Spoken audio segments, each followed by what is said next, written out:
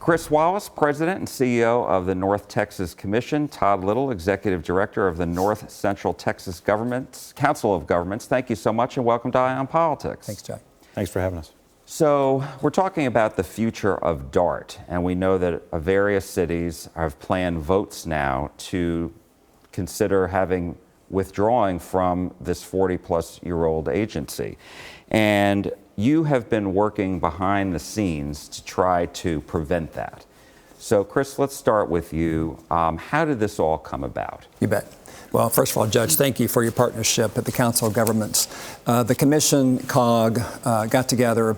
You know, Jack, we cannot have a region like North Texas, the financial hub of the Southwest. Our economy is booming.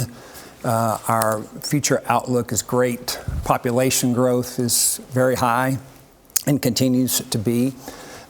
We cannot have all of that without an effective mass transit system.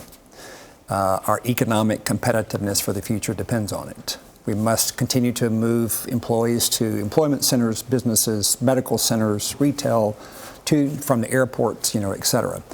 So we got together because there was legislation filed in the past two sessions. We were advocating to really let us look at the issue and fix the issue here at home. When cities started to look very seriously at pulling out our resolutions by council members to call elections for next May, we said that we must get the leaders of those cities together. So the judge and I got together and we started this last September. We started with a meeting at the NTC of all 13 city mayors, all 13 city managers, and DART leadership. And just to have a very crucial conversation. Where are we? How can we compromise to prevent these elections? How can we compromise to think regionally of a holistic system of our region's largest transit system? We have three in North Texas, and we want to make sure that the largest remain successful. And so these meetings have continued. We started in September. The mayors agreed to form a city manager working group of 6, 3 donor cities, 3 donee cities. And a couple of those cities have passed resolutions to go out for a vote in May. Several have not, also within the 6. So it's a good balance, large and small. And these city managers, Todd and I have been meeting with them, with DART leadership now about every other week since September. In November, mid-November, we brought the mayors in the other 7 cities, all 13 together again, reported where we are on some possible solutions, possible spirit of compromise. At that time, Judge, I think it was 4 cities, and a possible 5th that failed, but 4 who have passed resolutions that they're going to go out for elections in May. And a couple more may be coming here in the next few months. And so I should address you as judge because you're a former Ellis County judge. So, Judge, let me ask you, what is your impression of how things have gone so far? Well, Jack, first of all, thanks for having us today. I would say that the first responsibility of the Council of Governments through its Metropolitan Planning Organization, the Regional Transportation Council, is to figure out how we can keep the air quality clean, how we can continue to provide safe travel for our citizens, and the congestion and mitigation of all traffic in the Metroplex. When we have a Metroplex currently of 8.5 million people, in the next 25 years, that number will go to 12.5 million people. Transit is a very large question in the region right now. How are we going to move those people?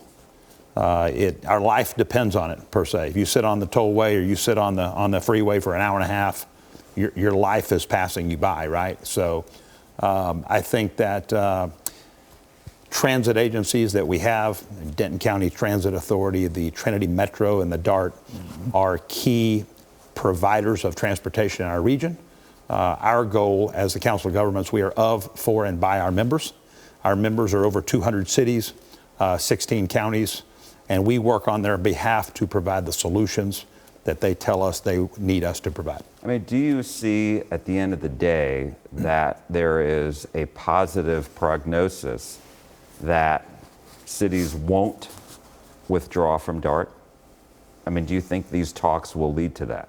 We hope so. Are you there yet? We're not there yet. I'm cautiously optimistic. In our city manager working group just yesterday, two of the largest cities who already passed council resolutions to go for a May election clearly made it on point that they will rescind their elections if we can come up with a effective compromise. What that financial model looks like, right? So if they could have an a la carte type service, if they could have some dollars back in a form of a GMP, a general mobility program, to spend on on-demand services within their city. So if they could be very innovative and effectively meet the needs of the citizens of their city, Irving, Plano, for instance, then I think their council would, judge 3 days to post a meeting now, and they have until March 18th is the final deadline Cutoff date, right. for the May election. Right. In other words, if cities are going to cancel that election because they've come to an agreement with DART, that deadline is March 18th. March 18th. Mm-hmm. And so I think we should probably go back and just let people know how DART has been financed, right? These cities for decades have been sending 1 penny of their sales tax for DART. And so, isn't that right? Correct. So you have the cities, some of these cities, Plano, all these cities that are looking to withdraw, have decided that they're not getting their money's worth. And so this is what this conversation is about. And Plano, I know Plano has put forward a new plan right now where they would get half that sent back at a certain point in time. And because they want to keep the rail service, ditch most of the bus service, and then figure out the rest. And I'm wondering, is that really going to be viable for DART? And are other cities proposing the same thing?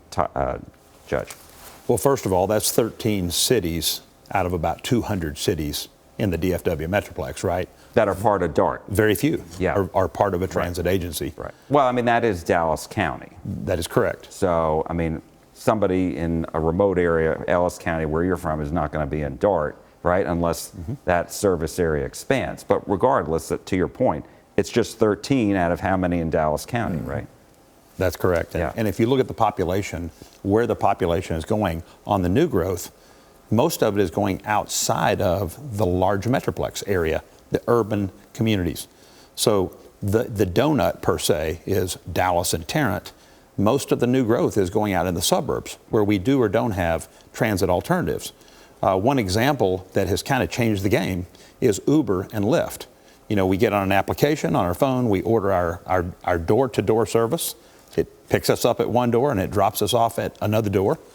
Cities are looking at components of microtransit with their federal transit dollars. This is FTA money that comes through the Council of Governments based on a formula calculation, and the cities flow it through to their transit agency, or they can request to have them locally.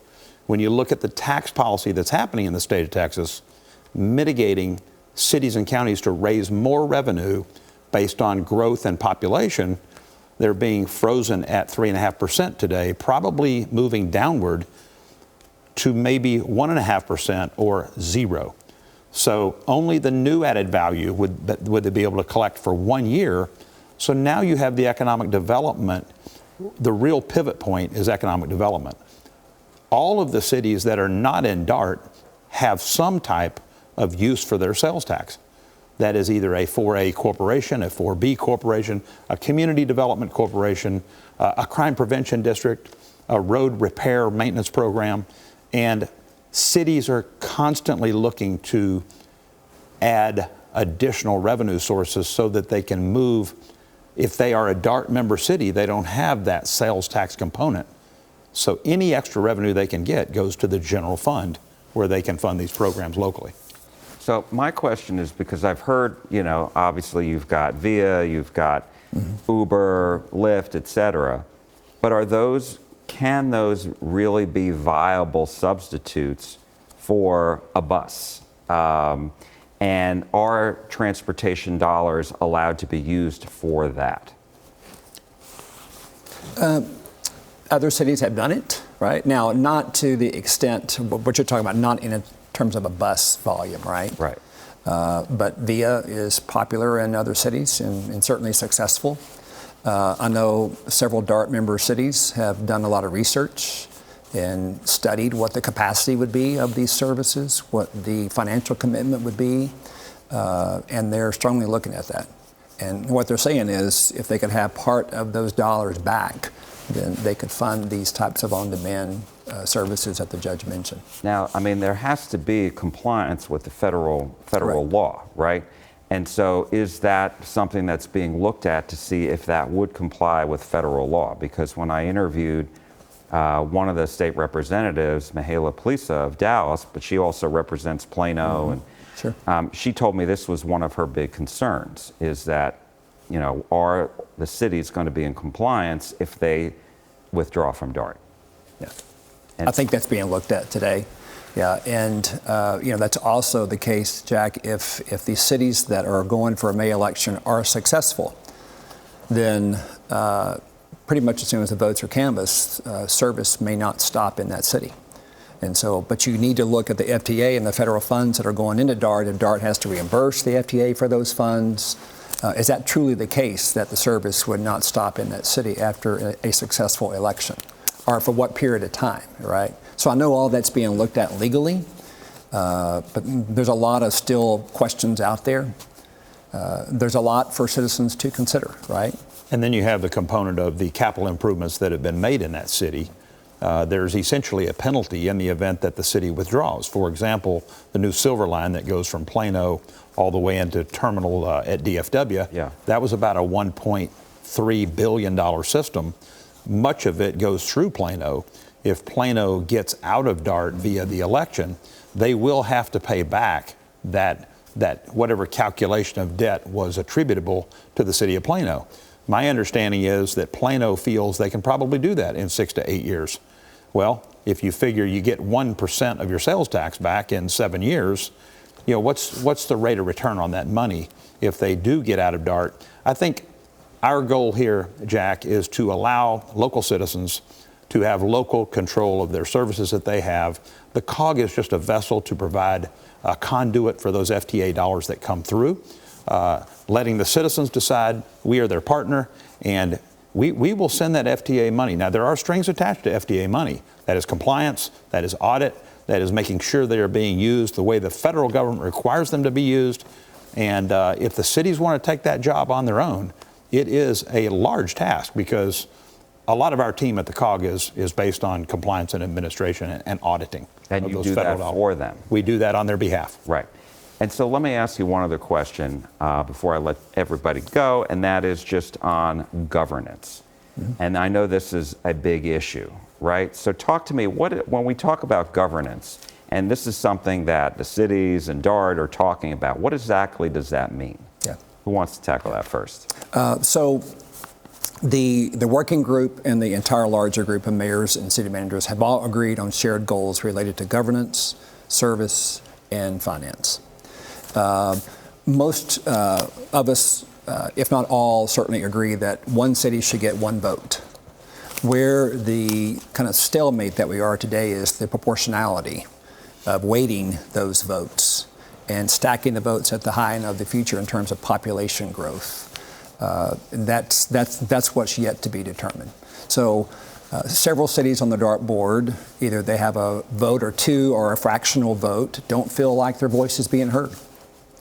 So we have had discussions about changing that governance model.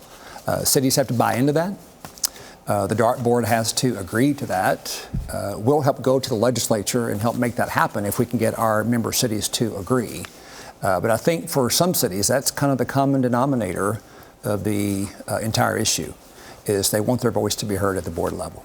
And so it's not just a question of they're not getting their return on investment, they're not having a full voice where they feel like what they say actually will have an impact. A combination of both, right?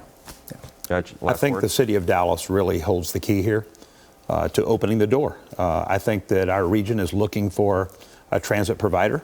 I think that DART holds the keys to a major capital investment that's been invested in the region for the last 40 plus years. Dallas currently holds over 50% of the board representation. I think as the population has gotten outside of Dallas County, I think that other communities, in the last 40 years, we haven't had one additional city become a DART member. Some of that is tax policy. Some of that is, hey, we want to choose another option for our city locally, or hey, is DART a viable opportunity for us to look at transit? And whatever the past has held is they haven't gotten a new member. So we're trying to fix things that would allow for new members to come into DART. And one of those would be to have not one member city have a majority vote in the governance model. So in a sense, Dallas would be requested to reduce their majority percentage on that at 8 out of 15. Looking at somewhere like 7 out of 21 members on that board. So then you would be reducing that down to somewhere in that 40 to 42%, so that if you had the suburbs entering, they would have a say in the direction of the DART system going forward for years to come. And how is Dallas viewing that? I mean, is Dallas open to this? Dallas is open to it. They have not put it on the agenda for a vote yet. My understanding is the Transportation Committee will be meeting in January to discuss this very issue. The other DART members have asked Dallas, hey, tell us if you're willing to do this, because until we get the governance model fixed, it doesn't matter about the money. It doesn't matter about the service, because you can't influence the money and the service without having proper representation. So it's a no-go for them without this fix. That's what we are being told.